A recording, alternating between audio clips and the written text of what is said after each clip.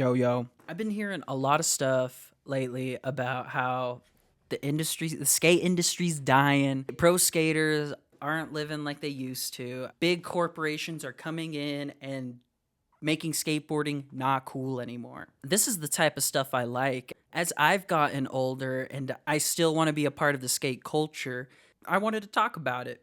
I don't know if I believe that skateboarding's dying. I believe skateboarding is growing and has reached a new level. It's interesting to see how far skateboarding has come, how skateboarding has changed. Even wonder the question, is skateboarding dying? I feel skateboarding has a lot of layers. So I would call this outer layer, this beginning crust, the mainstream, or kind of how the mainstream perceives skateboarding, where they don't know much about skateboarding. All they know is skateboarding has to do with the skateboard. He's from BTS. So then we have a inner layer, which is more of an enthusiast, where although it's not as big as how the mainstream might perceive skateboarding, these are people who know about skateboarding, who are willing to pay for skateboarding. But when it comes to the deeper culture and understanding what goes on within skateboarding, I feel these people might have more of an idea of it, but they don't really understand it. These are people I feel who think companies like Lakai are still within the core of skateboarding. They don't understand that these brands have came and gone within skateboarding and don't hold as much cultural relevance as they once did. And these people, I feel, will still support skateboarding. These are kind of people who want to know more about skateboarding, but are just kind of at the beginning of it. They're not immersed within the culture. They don't know who's up and coming. They don't know all the new things that are coming out, the brands that are coming out, the new videos. So we have the enthusiast who can be a beginner, can also be someone who's been skateboarding for a long time, someone that doesn't have knowledge of the inner culture within skateboarding, which is fine. I don't think there's anything wrong with that. I think skateboarding has a place for everyone. Now we have what I would say is what people would call the core. When I think of core skateboarders, are people who understand the industry, understand the culture, and understand where they want skateboarding to go. I love skateboarding. I'm a diehard, bro. This shit's real to me. It's my little treat at the end of the day from capitalism. A core skateboarder understands skateboarding on a deeper level than someone on these outer layers, someone in the mainstream or someone in the enthusiast categories. But it's like an insider thing that you have to be a skater to know about. If you don't skate and someone asks you the best way to carry a skateboard, you're just going to guess, right? They have opinions about it. It doesn't matter if they agree with things within the core. They're just someone who's a diehard skate fan. All cultures have people like this. There's people in car culture who are diehards. There are people in NFL that are diehards. Everything has diehards, and skateboarding is no different in that way because I skateboard for the love of it. It doesn't matter how old I get, doesn't matter what happens, I will always skateboard. There's no animosity to this either. If you're on the mainstream looking in, I that's fine with me. I don't care. If you're an enthusiast that just skates every once in a while, that's fine. You don't have to be a core skateboarder. I just love this shit so much that I'm always immersed in it. I'm always watching the new stuff that comes out, the local stuff that comes out. I'm always watching that stuff because I just love skateboarding. You buy Huff, Sammy Baked? You would buy Huff. I really like Bubba too. Oh, Sammy, you're a Bubba fan, and you wear and you're a Huff buyer.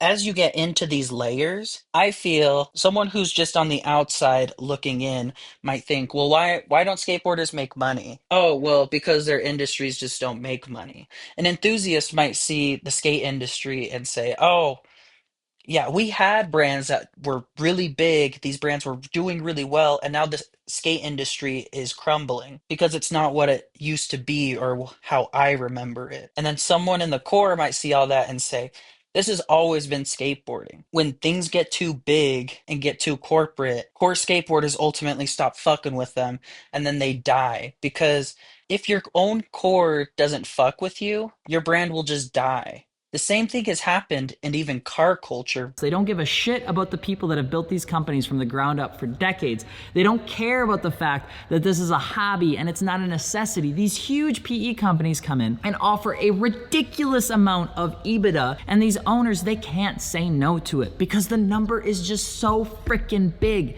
So they say yes. They take this money that they know their company's probably not worth. And now we are here 4 years later with companies declaring insolvency, declaring bankruptcy. You have personalities leaving massive YouTube channels. You have people that are finally saying that they've had enough and they're starting their own thing. And that's what's happening in the aftermarket space right now. If you're wondering why you see your personalities, your favorite personalities starting up their own new thing, it is almost always gonna be contingent upon something behind the scenes in the corporate world happening that is telling them that they can't do, they can't say, or they can't act in the way that they believe they should for an authentic experience with you. The core of the car culture ended up not messing with them, stopped buying their stuff, and eventually they went out of business.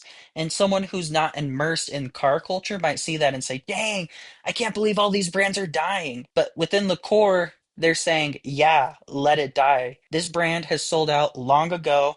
This brand does not create the same quality as they used to. So this isn't our culture anymore. And I feel skateboarding has the same thing. A lot of people look in and see Lakai being sold, kind of being hot potatoed around between corporations and think, wow, I can't believe that skateboarding's dying. I look at something like Lakai and think, yeah, that deserves to kind of die, not in a mean way, but in a sense that skateboarders don't own this anymore. It's just an investment company. You hear a lot of people ask, where's the money? Where's all these billions? If this industry is so big, if there's so much money in it, how come people don't get paid? Personally, I don't believe the core industry of skateboarding makes that much money. As you grow older, people fall out of skateboarding because it takes a lot of time to be a skateboarder. It takes dedication. Skateboarding is not a necessity, it's a hobby. People do it because they love it. All this money, the billions, I believe, is from prefab skateboards. Based on news.market.us, where I'm pulling this information from, take it as you will. You do have to take these things with a grain of salt because we don't know what goes on in skateboarding. There's not any reporting that shows what these companies really are making. The global skateboard market revenue reached 2.36 billion in 2023. Where is all this money, right? I don't believe that the core industry is this 2.36 billion. Element Skateboards leads the market with 14% share, closely followed by Crown Skateboards and Absolute Board, each commanding 12% of the market. 12% of the market, that's $283 million they did. And I've never even heard of this brand. This is who's making $300 million a year. I don't know that for sure. But they command a large portion of the skate industry. And then it started to make me think, why is that? Most of the money exists in this mainstream area. When the mainstream starts to take interest into skateboarding, they're not going to buy a Pro Series skateboard. They're going to buy the best bang for their buck. They probably won't buy a second board. They'll probably buy a board for their kid for Christmas, and they're going to try and get the cheapest board so that way they can see if their kid likes it or if they're going to take up scootering, biking, one of the other ones. That's this outer crust right here. They potentially might like it. This market is ginormous. When I saw these rackets for $30, I thought about prefab skateboards.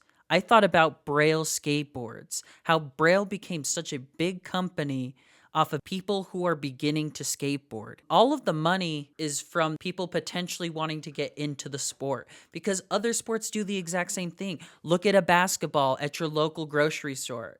They're cheap, they're not professional grade. These things on the outer fund their Pro Series because they're definitely not making all their money off of this stuff. I bet this stuff sits way longer than one of these would sit. A lot of the other cultures, a lot of the other sports have figured this stuff out already. And I think what holds skateboarding back is that there will always be a limit to how much mainstream we will allow. We want to do what we want. If you try putting that in a box, skateboarders tend to just stop fucking with that because it gets corny. I think that's why there's not that much money in skateboarding. It will never die because people will always keep buying boards. I'm gonna keep buying boards. I have a 9 to 5, so I'll always skate. I'll always be supporting skate brands. Building a brand is more than just selling something and getting money in return. It's about building something people can resonate with. When they put on your brand or look at your brand, they think of something, they feel something. I feel skateboarding brands should have that same sentiment, that we take from mainstream culture and create our own thing out of that. I feel like when skating a long time ago, not that it was better, I'm not saying that, but like right now I feel like we're chasing, some of the best skaters in the world are chasing the fashion trends. I'm like, I don't know if like holding the purse is actually that cool. I would rather see like Muska holding the shoe that he designed. That's fucking cool to me. You know, it's just a different time. And people are like, dude, that Gucci belt's dope. And it's like, yeah, I'm sure it is. But like, it'd be cooler, in my opinion, if like, I don't know, like Get that Lucy belt. Yeah, like, yeah, respect to Fashion Jordan. used to chase us. Yes, that's right? exactly what I'm saying. Yeah, and like we were the creators, and like I hope that comes back because that's fucking cool. I just want to see like skaters doing it their way and the world copying it instead of us copying the world. I think a lot of people get caught up in how to make money, making it about money, and forget what skateboarding is at its core, which is freedom. I feel now that skateboarding is worldwide, part of the Olympics, it's definitely changed. You do skateboarding because you love it. People were skating just for skating's sake. There was no future for a professional skateboarder. All of our companies were making so little money. Tony Hawk got a royalty check for one of his boards for 85 cents from us.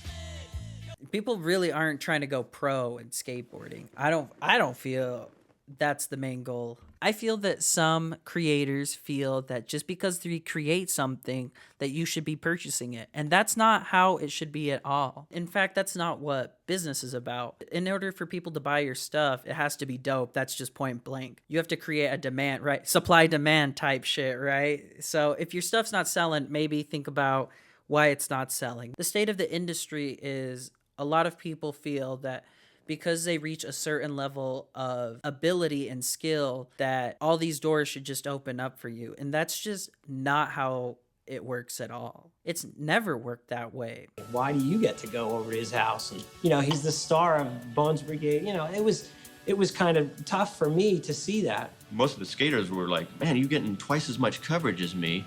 And I was thinking like, but it's not coverage based on him being good. It's like, it was dorking around. It was goofing around. That's kind of what I thought. So there's that weird dynamic. But because of that, that changed everything for me. And all of a sudden, I was going to have a board. People have made money. Shaq, Greg Lutzka, Rob Dyrdek, right? The classics. People have made money in skateboarding. To say that was the majority, that's not true.